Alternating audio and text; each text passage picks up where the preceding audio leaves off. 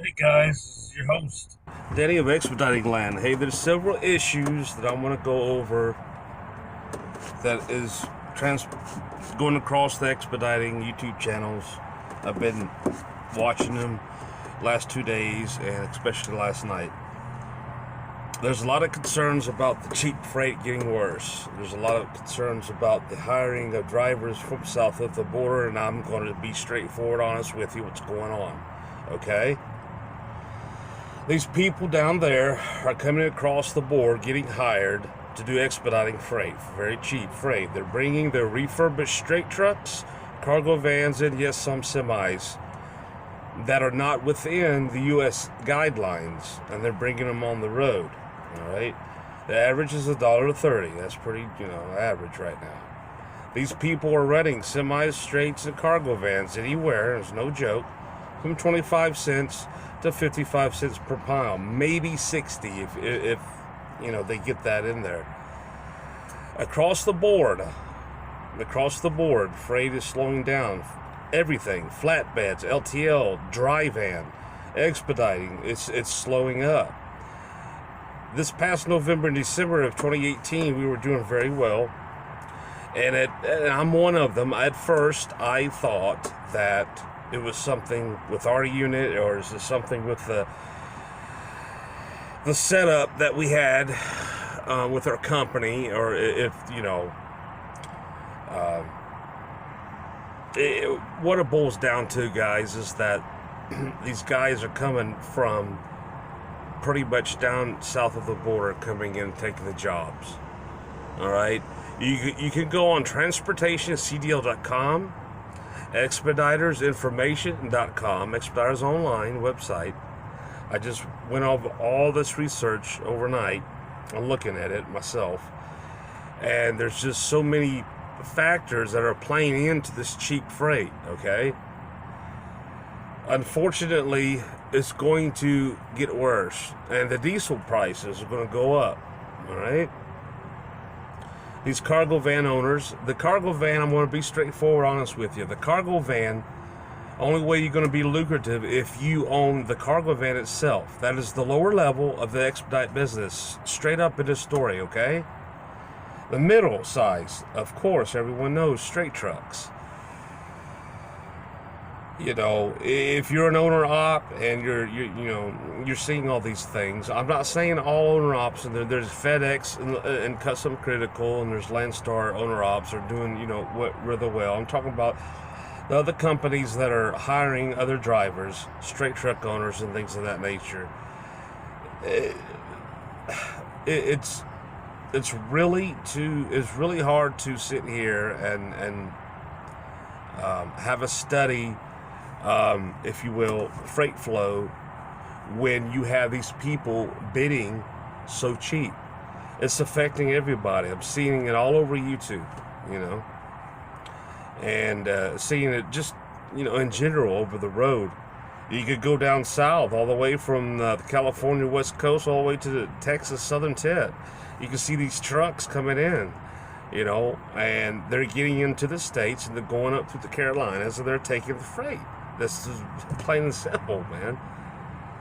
For example, like I went to a Volvo plant about 3 months ago in the Carolinas. FedEx is sitting there, Panther, XPO, and etc. All the, the big names.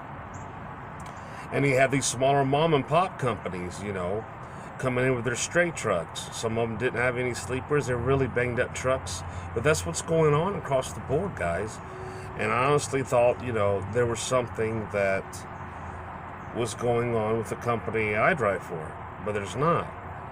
And it has to do with this cheap freight bidding. And if you, like I said, go to Expeditors Online, I have all that information in the CDL transportation, section. Especially if you want to get up to date with bidding on what's going on, go expeditorsonline.com. They have awesome information there. You can't get no better than that website, to be honest with you.